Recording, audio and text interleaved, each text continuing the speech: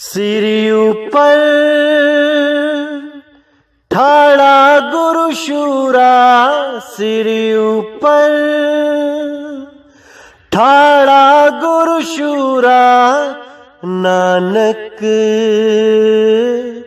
ताके कारज पूरा, नानक ताके कारज पूरा। सिरी ऊपर ठाड़ा गुरु सूरा, सिरी ऊपर ठाड़ा गुरु शूरा, नानक ताके कारज पूरा, नानक ताके कारज पूरा, नानक ताके कारज पूरा। नमस्कार मेरे प्यारे भाइयों, मेरे परमपिता परमात्मा के प्यारे जीवहंसों, मैं बंदी छोड़ से यही अरदास करता हूं कि आप सब मेरे भाइयों का विवेक पहले से ज्यादा और ज्यादा और ज्यादा से ज्यादा बढ़ता ही जाए और ऐसी कोई दुविधा ना रहे जो मेरे भाइयों के मन में 1% भी भ्रम पैदा कर पाए। हर चीज ऐसी क्रिस्टल क्लियर होती चली जाए कि एक भी शंका नाम की चीज इस दिमाग में ना रह पाए। सब वाणियां खुलती चली जाएं, सब भेद समझ में आते चले जाएं। मैं बस यही अरदास करता हूं बंदी छोड़ से, यही अरदास करता हूं परमपिता परमात्मा से। तो मेरे भाइयों, आज का जो सत्संग है ये बहुत इंपॉर्टेंट है। आपने ज्ञान दृष्टि से इसको अच्छी तरह समझने की कोशिश करनी है, क्योंकि आज के सत्संग में बहुत बड़ा गुप्त भेद खोला जाएगा। इसको समझने के बाद आपकी सब शंकाएं दूर हो जाएंगी। और जो बहुत बड़ा प्रश्न था, क्योंकि बहुत से भाइयों का मुझे संदेश आता रहता है, वो पूछते रहते हैं कि ये 13वां पंथ कौन चला रहा है? आप चला रहे हो, आपके गुरुजी चला रहे हैं, या मदन साहिब ने चलाया? ये 13वां पंथ चला कौन रहा है? क्योंकि वाणी में साफ लिखा है 13वें पंथ हम ही चले आए, सब पंथ मेट के एक पंथ चलाएं। ये कबीर साहब की वाणी है। वो तो कह रहे हैं कि मैं ही आऊंगा, और आप तो कबीर हो नहीं, आप तो नितिन दास हो। आपके गुरुजी भी कबीर नहीं है, वो तो वैराग साहिब है। और मदन साहिब भी कबीर साहब नहीं, क्योंकि वो तो मदन दास थे। तो कबीर साहब कहां हैं? संदेशा उन्होंने दिया था कि 13वें पंथ में मैं चल के आऊंगा। तो वो कब आएंगे? वो कब रूबरू होंगे? तो इस सवाल का जवाब आज मैं दूंगा, और इसको ज्ञान दृष्टि से समझना है। मूर्खों वाला काम मत कर देना जो आज तक जगत करता ही आया है। इसको ज्ञान दृष्टि से देखना, पूरी समझ से, पूरे विवेक से, पूरा विचार करके समझना कि क्या बोला गया है वाणी में। तो आज मैं जो वाणी दिखाने जा रहा हूं, ये वाणी बहुत पहले लिखी गई थी, लेकिन इसको छपवाया गया था सन 1986 में। और बढ़िया गद्दी जौनपुर के संतों ने इसको छपवाया था, जो गद्दी नशीन थे। ये वाणी बहुत ही गुप्त रखी गई थी। इस वाणी का खुलासा कभी भी नहीं हुआ। ये इतनी गुप्त थी कि इस वाणी का जिक्र तक किसी संत महात्मा ने कभी अपने सत्संगों में नहीं किया, क्योंकि उनको आदेश ही नहीं था इस वाणी का खुलासा करने का। क्योंकि इस वाणी का खुलासा होना निश्चित समय पे निर्धारित किया गया था कि जब वो समय आएगा तब इस वाणी का खुलासा होगा। और जीवों को वो मार्ग मिलेगा जो आज तक नहीं मिला, जिसके लिए सब भटक रहे हैं, जिसके लिए सब इधर उधर घूम रहे हैं, जिसके लिए बहुत से हंस गुरुओं के चक्कर काट रहे हैं। आज इस वाणी का खुलासा होगा जिससे आपकी सारी शंकाएं खत्म हो जाएंगी। लेकिन मैं फिर यही कहूंगा कि इस वाणी को ज्ञान दृष्टि से देखना, अज्ञानियों वाली हरकत मत कर देना जो आज तक लोग करते ही आए हैं।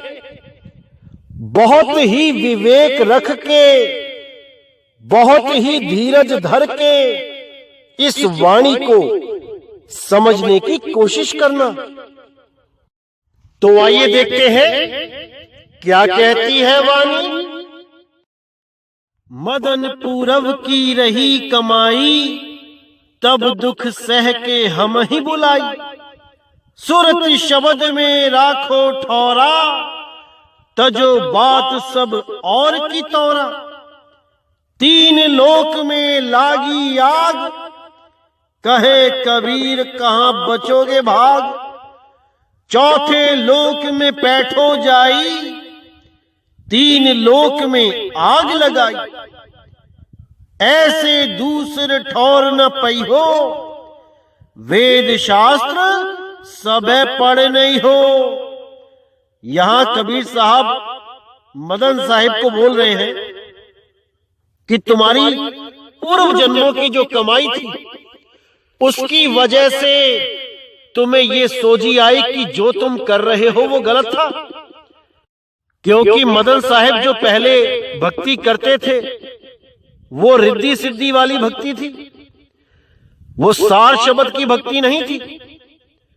तो जब उनके हाथ में बीजक ग्रंथ लगा और उन्होंने पढ़ा, सार शब्द गही बांची हो मानो एतवारा, अक्षर पुरुषिक पेड़ निरंजन वाकी डारा।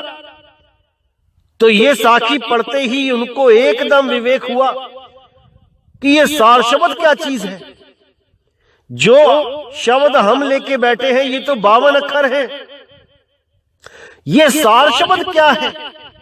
बस वहीं से विवेक जागा और खोज शुरू हो गई। उसी दिव्य संस्कार की वजह से साहिब कहते हैं कि तुमने मुझे बुलाया, 7 दिन तक बिना कुछ खाए पिए परमात्मा से अरदास करते रहे कि मालिक आ जाओ। तब जाके हम प्रकट हुए और उसके बाद हमने सूरत शब्द का योग दिया। सूरत को कैसे शब्द में टिकाना है वो बता के हम आगे प्रचार करने का हुक्म देके गुप्त हो गए।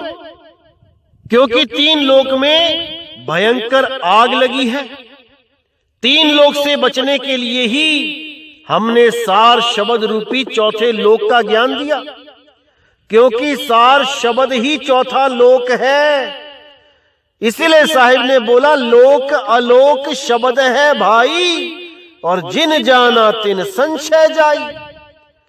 अभी सूरत इस 3 लोक में यानी शरीर में फंसी है, और जैसे ही सतगुरु मिलेंगे वैसे ही इसको सार शब्द में कैसे सूरत को टिकाना है उसका भेद बता देंगे।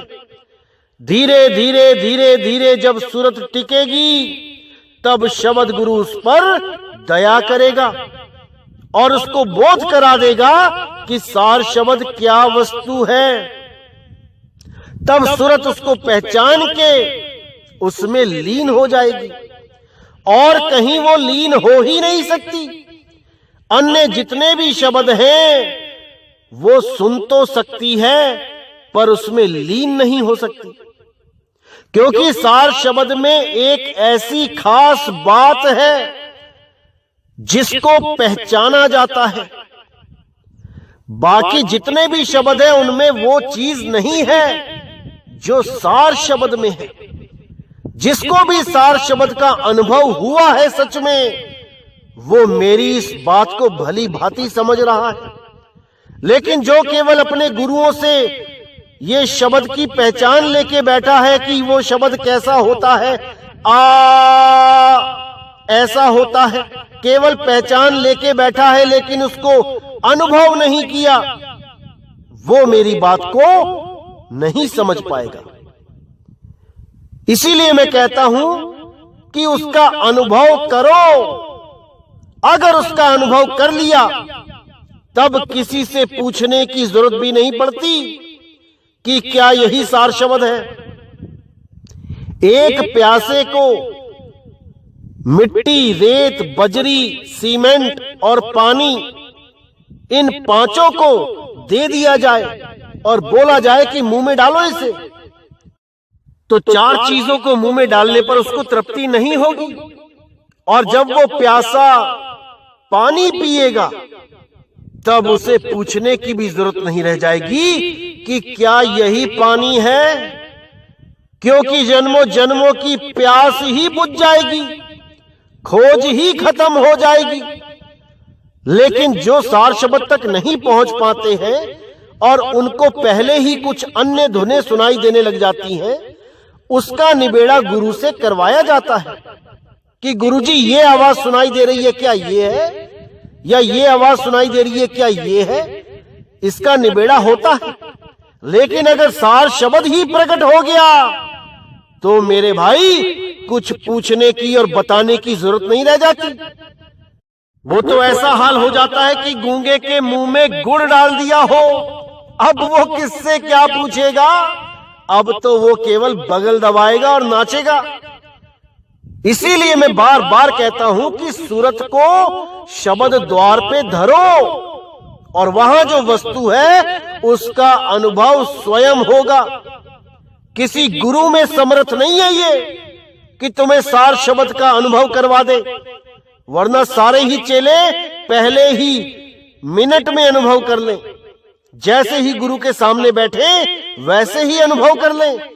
अगर वो गुरु इतना सामर्थ्यवान है तो गुरु मार्गदर्शक होता है, गुरु रास्ता बताता है, रास्ते पे शिष्य ने चलना होता है।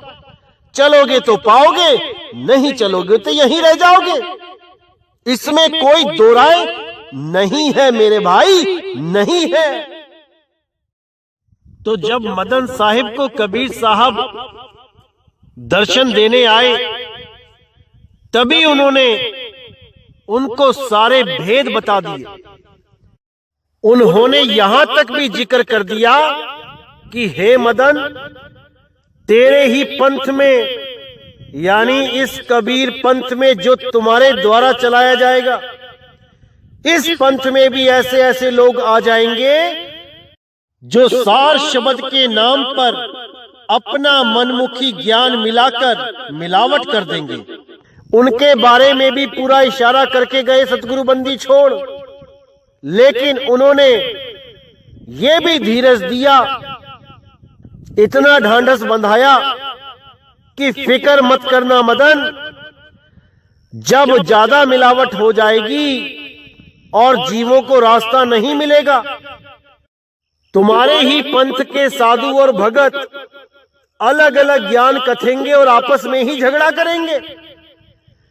एक ही मंच पर अलग अलग साधु आएंगे इसी पंथ के और एक दूसरे की वाणी पर ही काट करेंगे, एक दूसरे को नीचा दिखाएंगे, एक दूसरे की बुराई करेंगे। ऐसा हाल हो जाएगा कि एक मत ही नहीं हो पाएंगे। तब फिक्र मत करना मदन, तब ये बागडोर मैं खुद अपने हाथों में संभालूंगा और चौथी गद्दी में प्रकट होके सारे अज्ञान को ज्ञान में बदल दूंगा और सबको एक मत कर दूंगा। जो भी विवेकी हंस होंगे वो एक मत होके एक झंडे के नीचे आ जाएंगे और इसी चौथी गद्दी में मैं पूरे संसार के विवेकी हंसों को एक झंडे के नीचे कर दूंगा और इस पंथ का डंका पूरे संसार में बजा दूंगा। तुम बिल्कुल चिंता मत करना मदन, तुम केवल उतना कार्य करो जितना तुम्हें मैं बता रहा हूं। तुम हमारी इस वार्तालाप को आने वाले जो आचार्य होंगे, जो तुम्हारे बाद प्रचार करेंगे, उनको ये वार्तालाप बताते जाना, और धीरे धीरे करके जब आगे से आगे ये गुप्त वार्तालाप पहुंचती जाएगी, तब सही समय आने पर मैं सुमिरन दास के अंदर एक प्रेरणा करूंगा और वो इस वार्तालाप को लिपिबद्ध कर देंगे। सुमिरन दास जी एक संत हुए हैं, सार शब्द के भेदी संत हुए हैं, और उन्होंने ही इस वार्तालाप को अपने हाथों से लिपिबद्ध किया, जिसको सतगुरु प्रकाश पति साहिब की स्मृति में अभिनंदन ग्रंथ नाम से प्रकाशित किया।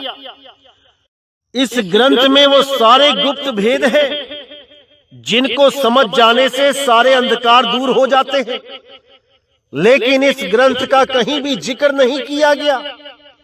किसी भी सत्संग में इस ग्रंथ के बारे में कोई बात आपने आज तक नहीं सुनी होगी, क्योंकि इसमें जो गुप्त भेद हैं उनका खोला जाना एक निश्चित समय पर निर्धारित किया गया था।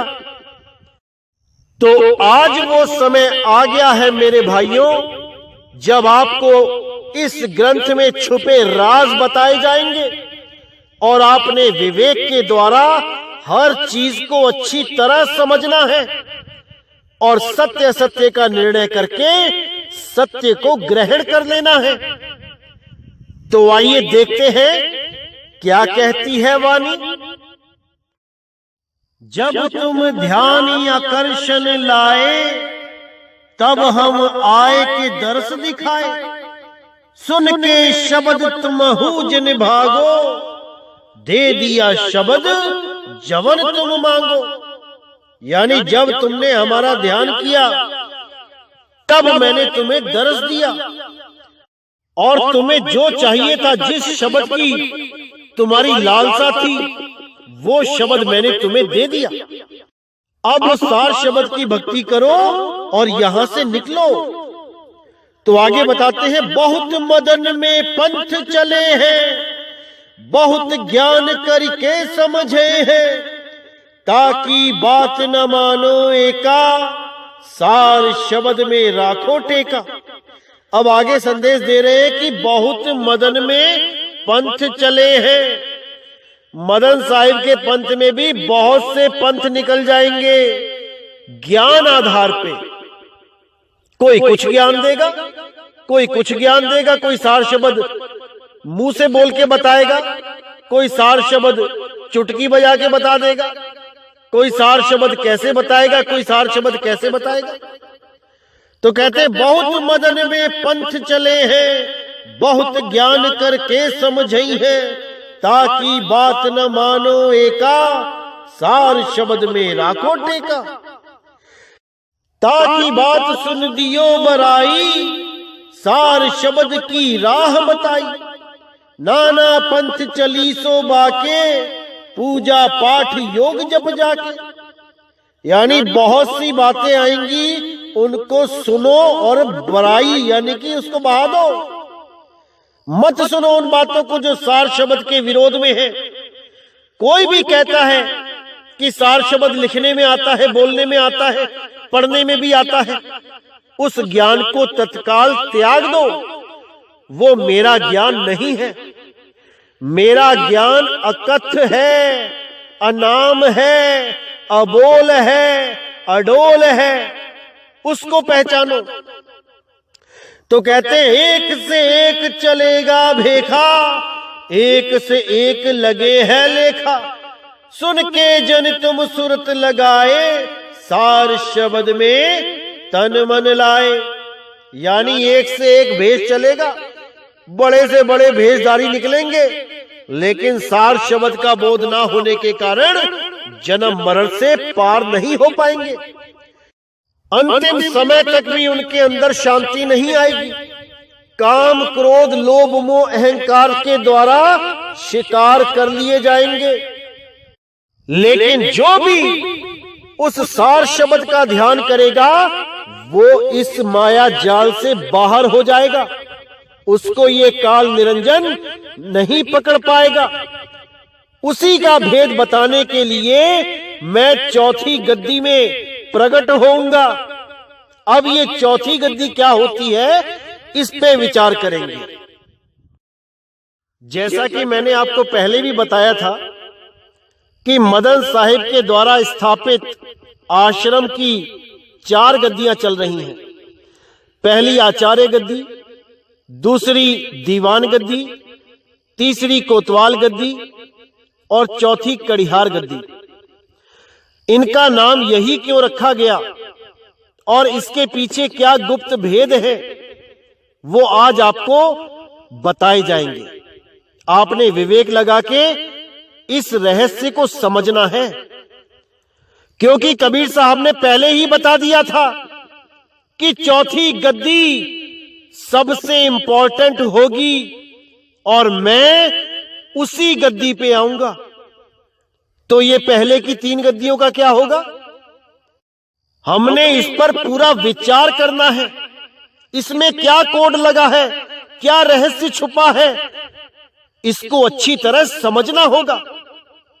जैसे 4 वर्ण होते हैं, ब्राह्मण, क्षत्रिय, वैश्य और शूद्र। अब ये जो 4 वर्ण होते हैं, इनके अपने अपने गुण होते हैं। गुणों के आधार पर हम किसी को ब्राह्मण कह सकते हैं, गुणों के आधार पर ही हम किसी को वैश्य, किसी को क्षत्रिय और किसी को शूद्र कह सकते हैं। ना कि ब्राह्मण का पुत्र ब्राह्मण ही होगा, शूद्र का पुत्र शूद्र ही होगा, क्षत्रिय का पुत्र क्षत्रिय ही होगा, ऐसा नहीं होता है। ये तो हम जातिवाद में फंस गए हैं। असल में ये गुण है। जो ब्रह्म को जाने वही ब्राह्मण है।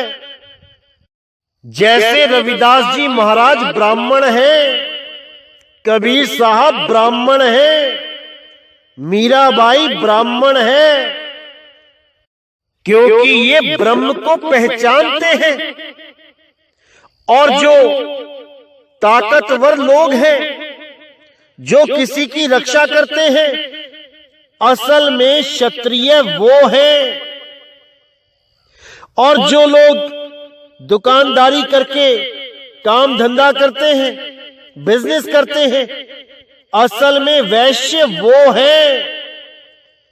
और जो लोगों की सेवा करते हैं, असल में शूद्र वो है। ये सब गुण हैं, ये कोई जात पात नहीं है मेरे भाई। इसी प्रकार ये जो 4 गद्दियां हैं, ये गद्दियां नहीं, ये गुण हैं। ये साधु संतों के गुण हैं। कैसे? जैसे इस पंथ में कोई भी आया, कोई भी नया जीव इस पंथ में जुड़ा और ये भाव लेके जुड़ा कि मैं इस पंथ में जुड़ूंगा, फिर मैं जल्दी जल्दी गुरु बन जाऊंगा, फिर मैं बहुत से चेले बनाऊंगा। ये जो भाव है, ये आचार्य बनने का भाव है। तो वो जीव आचार्य गद्दी से संबंधित हो गया। अब कोई और भी जुड़ा जो आचार्य यानी गुरु बनने के लिए नहीं जुड़ा, लेकिन वो जुड़ते ही आश्रम के देखरेख में लग गया। उसका भाव क्या था कि मेरा आश्रम खूब बड़े, खूब आगे बढ़े, खूब सिस्टम हो इसमें, खूब सुख सुविधाएं हो इसमें, कोई कमी ना रहे। इस भाव से अगर कोई जुड़ा तो वो दीवान गद्दी का हुआ। उसके बाद कोतवाल गद्दी का क्या है? जैसे आश्रमों के झगड़े सुलझाने में लग जाते हैं लोग, उसी में मैनेजमेंट में आ जाते हैं, सिक्योरिटी में आ जाते हैं, वो सारी देखरेख में ही सारा भाव जुड़ा होता है। वो लोग कोतवाल गद्दी के होते हैं, जिनमें ये भाव ज्यादा होता है कि आश्रम में कोई झगड़ा वगड़ा ना हो या कोई भी ऐसी हरकत ना हो। और जो चौथी गद्दी होती है वो होती है कड़िहार। कोई भी इस आश्रम में जुड़ता है और उसका एक ही लक्ष्य होता है, जागो और जगाओ। उसको ना तो गुरु बनने की हवस होती है, ना उसको आश्रम से लेना देना होता है कि बहुत सारी सुख सुविधाएं हो, ना ही उसको इससे कोई फर्क पड़ता है कि कौन झगड़े कर रहा है कौन नहीं कर रहा है। उसको किसी चीज से मतलब नहीं होता। उसको केवल एक ही लक्ष्य दिखाई देता है कि कैसे करके ज्यादा से ज्यादा जीवों को जगाया जाए। उसके लिए वो दिन रात मेहनत करता है। उसको इससे कोई फर्क नहीं पड़ता कि उसके आश्रम के लोग उसे क्या बोल रहे हैं, उसके गुरु भाई उसे क्या बोल रहे हैं, अन्य साधु महात्मा उसे क्या बोल रहे हैं, अन्य विरोधी उसे क्या बोल रहे हैं। वो सबको लांघता हुआ एक लक्ष्य पर पहुंचने में तत्पर रहता है। उसको कहते हैं कड़िहार गद्दी। और उसी कड़िहार गद्दी में कबीर साहब ने बोला कि मैं ही आऊंगा, मैं ही बागडोर संभालूंगा। वही चौथी गद्दी है।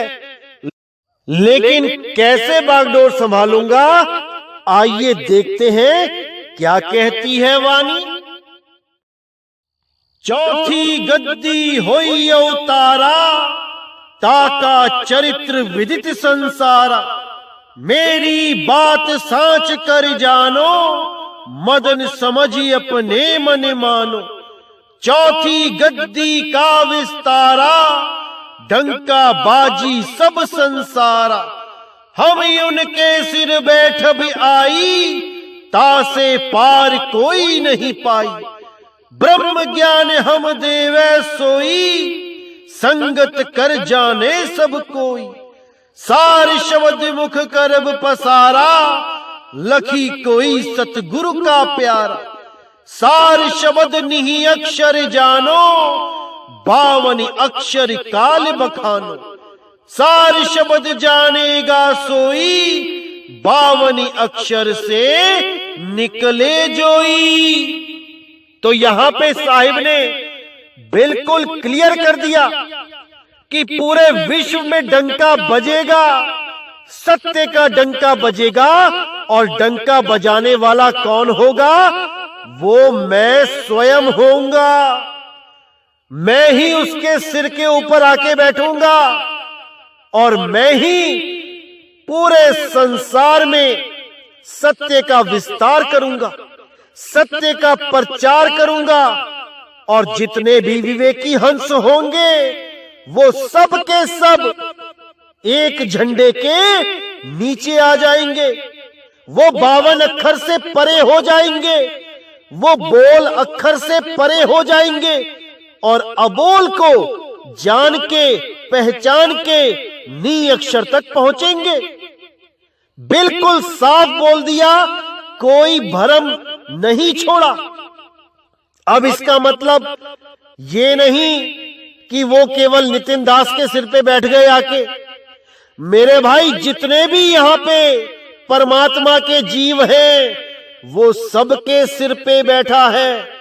अरे जिसके सिर ऊपर तू साईं, सो दुख कैसा पावे। बस हम उसको ढूंढ नहीं पा रहे हैं, वहां तक पहुंच नहीं पा रहे हैं। आप सबके सिर के ऊपर उसकी दया बरस रही है, सबके सिरों पे उसका हाथ है, लेकिन उसको पहचान नहीं पा रहे। कैसे पहचानेंगे? क्योंकि भेदी गुरु नहीं मिल पा रहा है, इसीलिए नहीं पहचान पा रहे। जिस दिन भेदी गुरु मिल जाएगा, उसकी पहचान भी हो जाएगी। इसी को नानक साहब ने भी अपनी वाणी में बताया है कि जिसके सिर के ऊपर वो बैठ जाता है, यानी जिसे वो सार शब्द का अनुभव करवा देता है, उसके निकट काल नहीं आ सकता। इसका मतलब ये नहीं कि उसका शरीर का नाश नहीं हो सकता। शरीर तो जाएगा, शरीर का तो नाश होना ही है, चाहे वो कोई भी हो। लेकिन जहां पे सार शब्द प्रकट हो जाता है वहां पर काल निकट नहीं आ सकता, यानी कि उसकी सूरत को काल नहीं पकड़ सकता। उसकी सूरत पल भर में इस शरीर को छोड़ के अपने सार शब्द में लीन हो जाएगी, उसको कोई नहीं रोक सकता। इसीलिए साहिब ने बोला, सिर ऊपर ठाड़ा गुरु सूरा, नानक ताके कारज पूरा। मत पूरी अमृत जाकी दृष्टि, दर्शन पेखत उघरत सृष्टि। चरण कमल जाके अनूप, सफल दर्शन सुंदर हरि रूप। धन सेवा सेवक परवान, अंतर जामी पुरख प्रधान।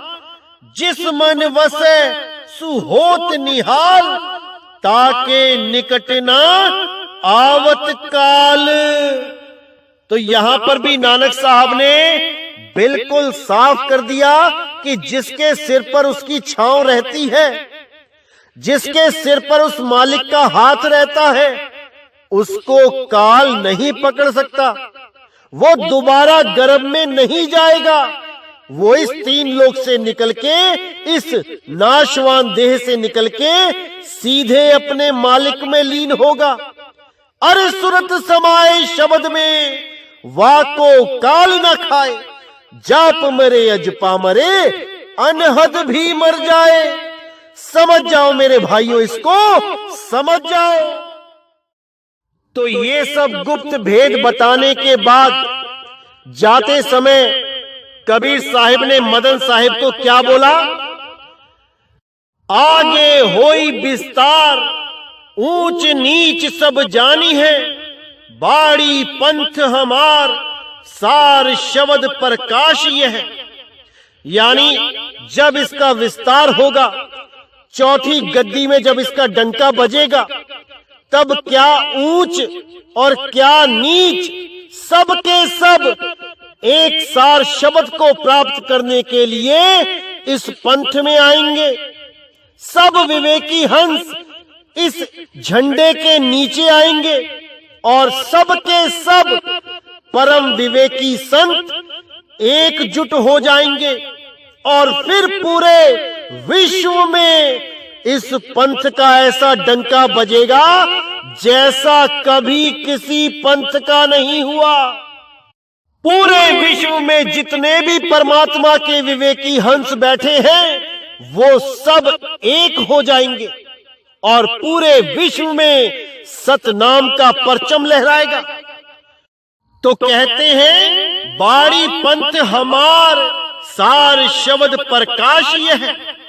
मेरे पंथ का असली विस्तार सार शब्द के प्रकाश के द्वारा ही होगा।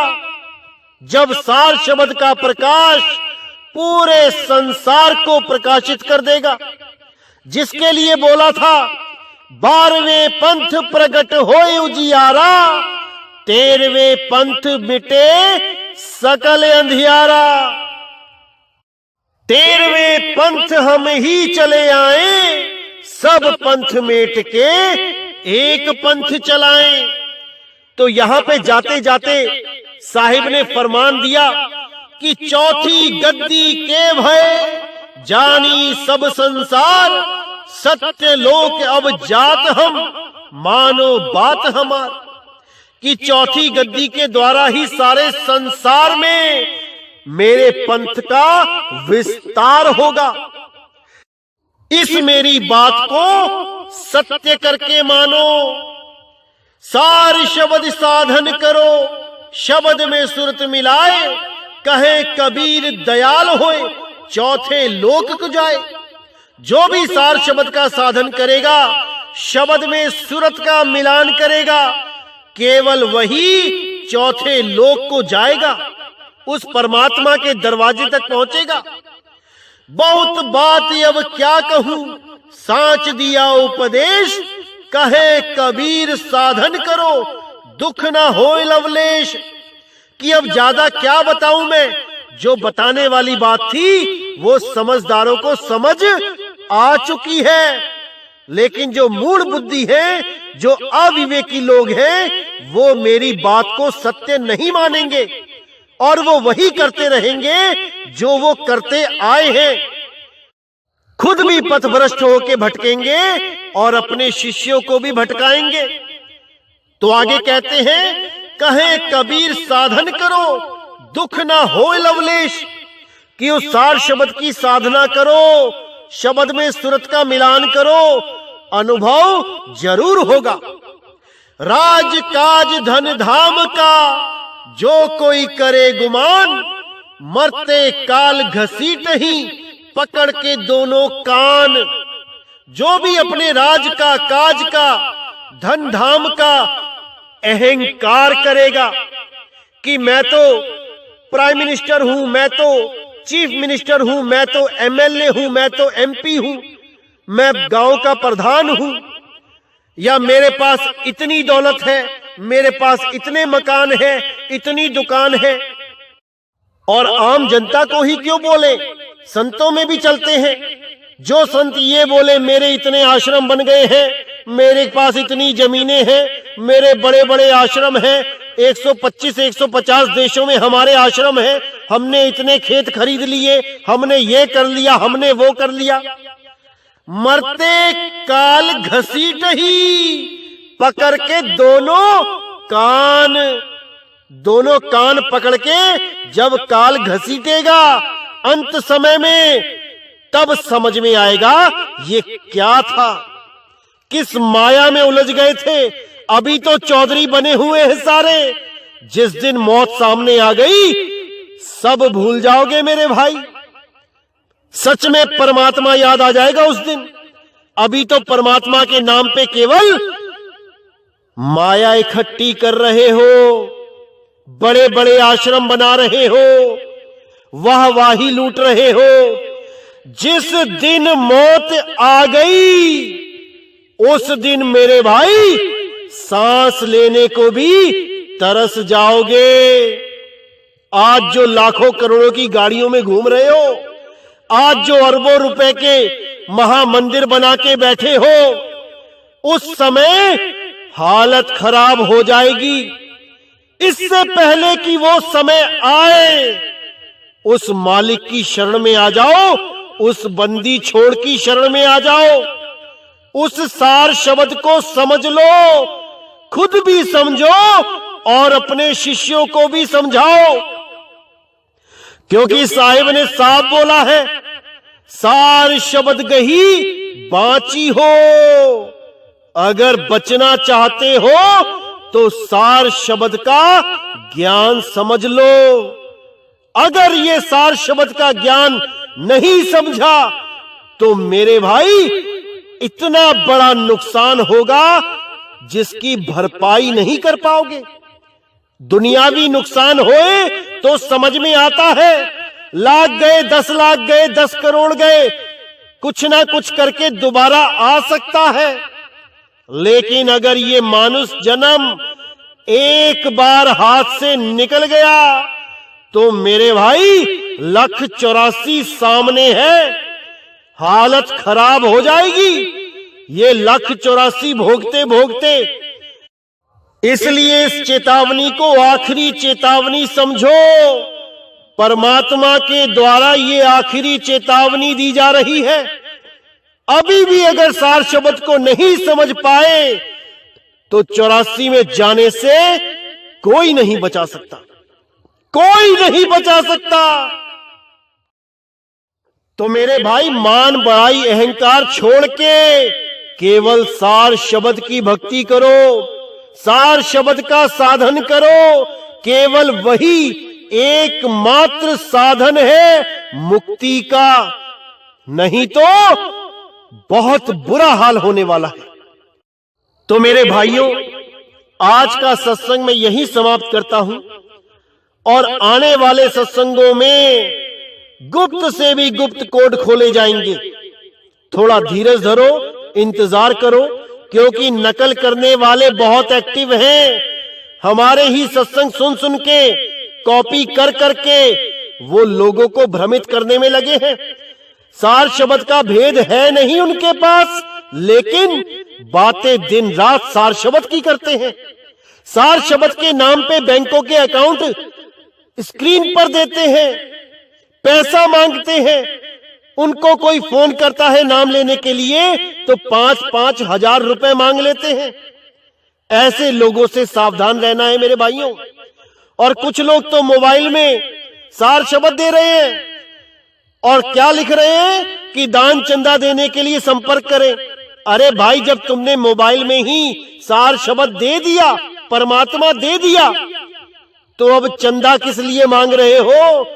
अपने हाथों पे भरोसा करो, कमा के खाओ, कमा के।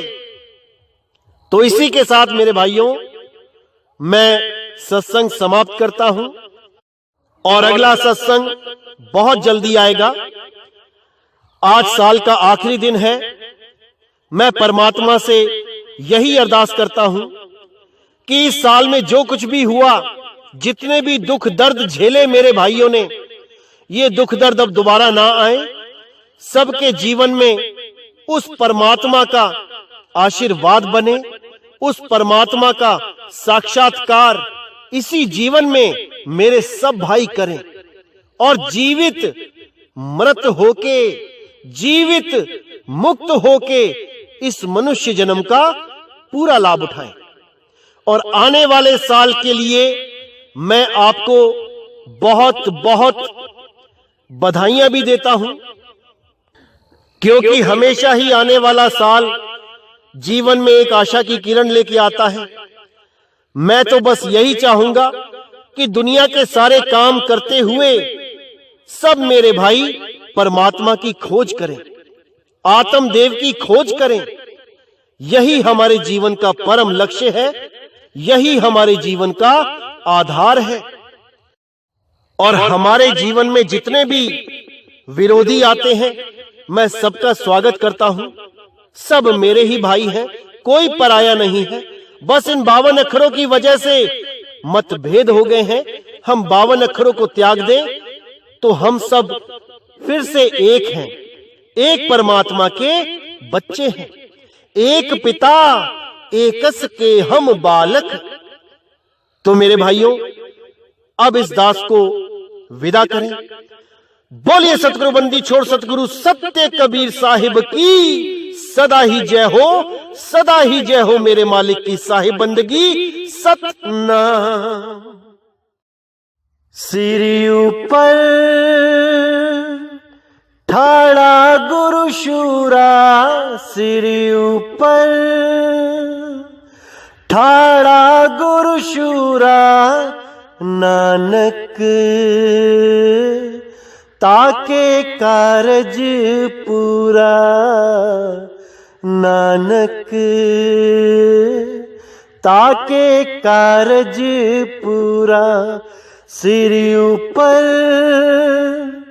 ठाड़ा गुरु सूरा, सिर ऊपर ठाड़ा गुरु शूरा, नानक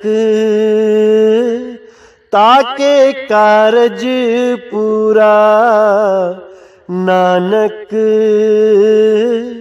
ताके कारज पूरा, नानक ताके कारज पूरा।